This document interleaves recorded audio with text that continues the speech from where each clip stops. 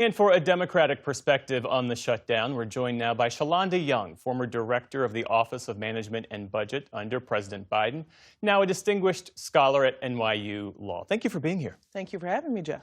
So President Trump and Russ Vought, his budget director, they are warning of permanent layoffs, mass firings connected to this shutdown, a dramatic break from past practice. What do you make of the way Republicans are rewriting the rules here? Jeff, this has nothing to do with the shutdown. This is in line with everything we've seen from this administration.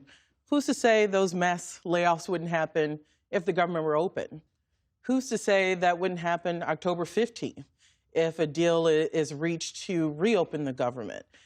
You don't get extra authority to fire people because the government ran out of money. As the senator just said, this is a policy choice. They're making a policy to use the shutdown as an excuse, frankly, to undertake these mass firings, a continuation for what we've seen since January 21st. Obviously, they want the shutdown theatrics around this announcement, but I can tell you one thing, I'm not sure whether the government was open or not, if we would see anything different. So the shutdown gives them no extra authority. Would the firings, mass firings, even be legal? So this is a great question. When you have a lapse in funding, which is what this is, Congress didn't do its job on time, you usually furlough most staff, and you only keep the staff who are essential, I mean essential to the workings of government. We call them accepted staff. So our military around the world doing critical work. That should be a very limited number of people. So what this tells me is they made a decision that they're going to bring in HR officials to undertake these firings. We're obviously bringing in IT people during a shutdown to volunteer to put mass firing warnings on government websites. So there's a legality question about whether they are using volunteer services and bringing in people not paid to do these things that obviously are not critical to the mission of government.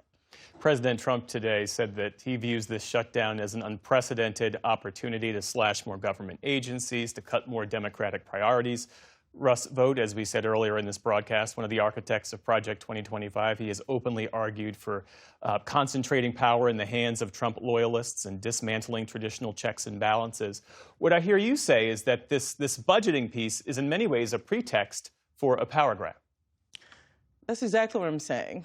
This is a continuation of the same old since January 21st. Doge, Elon Musk, seems a long past away, but it's not, where we saw emails, tell me what you did yesterday or the day before, or you'll be fired. Or I'll fire someone this day and maybe bring them back if I made a mistake the next. What's different now?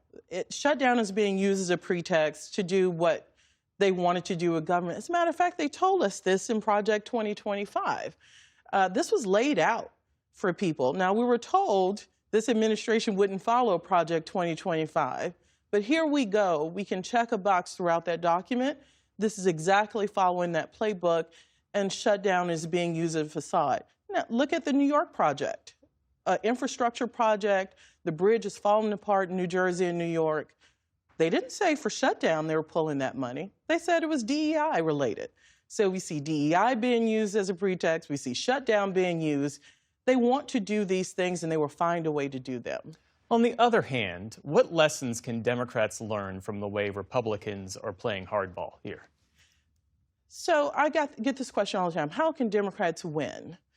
I think if you start that way, it's a pretty cynical way of looking at government. I don't think there's anyone that questions that Democrats believe government in its best form can work for the American people. That in its best form, it helps working class people enter into paths to the middle class. That it helps the middle class help their kids do better than them. No one questions the Democratic Party's commitment to making government work. So this is a difficult place for someone like me who did not preside over a shutdown in 4 years. That was not by accident. It's because we believed with Joe Biden as president, myself at OMB, the right thing to do for the American people is have an open government that worked for both parties. We sat down with Republicans every time. How should Democrats then attempt to push back against what looks like this effort to dismantle government by attrition? They have to tell the truth. They have, this idea, the news cycle, things coming at people, it's hard for people who are trying to pay bills. It's hard. I'm a mom of a 3-year-old. People are not paying attention to this day out, day in, day out. But Democrats have to keep up the drumbeat. This is what's happening. It's not okay. And this idea that the government needs to reopen, let's press on that. The government is operating in ways it never has. Parts of the government are shut down now, even when the government was open. We see a collapse of norms in the government. I would proffer that the government isn't operating the way it should in the first place. So this wave a magic wand, Democrats collapse, the government reopens. To what? Are you okay with status quo? A lot of Democrats are saying no, they're not. If Russ Vought wants to prevent agencies from receiving money that's already been appropriated, what should Congress do? So the judiciary is obviously involved. You see lawsuit after lawsuit. You see lower courts saying this is unconstitutional or against the statute. Presidents cannot impound. The Constitution has endowed the Congress with the right and the authority to spend money. That is a congressional right in the Constitution. We get to the Supreme Court, and that's where it all falls apart. So who is it left to? It's left to the body that the founders said be a check on the presidency. Make no mistake, this is more than this vote. This is a power grab by a presidency, by the executive branch, and Congress gave away the keys months ago. I'm an optimist they can get it back, but Republicans have to work with Democrats. They don't work for the president, they work for their constituents. When you have conversations with your former Biden administration colleagues, what do you make of all this? You know, elections have consequences. I've been around long enough not to cry my milk because I see a policy that I disagree with. Obviously, I've worked to promote democratic values and work on policies popular with the Democratic Party for 20-something years. I've been in the majority, in the minority when I worked on Capitol Hill.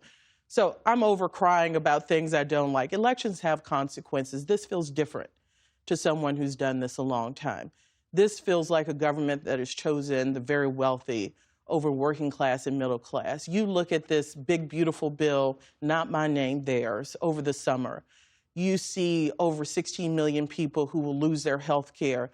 You see the effort to pass tax breaks for millionaires over extending help for those whose premium is about to go up. That's what Democrats are fighting for. They did it alone in the summer, and now they want Democrats to acquiesce after health care has been obliterated, and Democrats are saying no, thank you. Shalonda Young, thank you for being here. We appreciate it. Thank you for having me.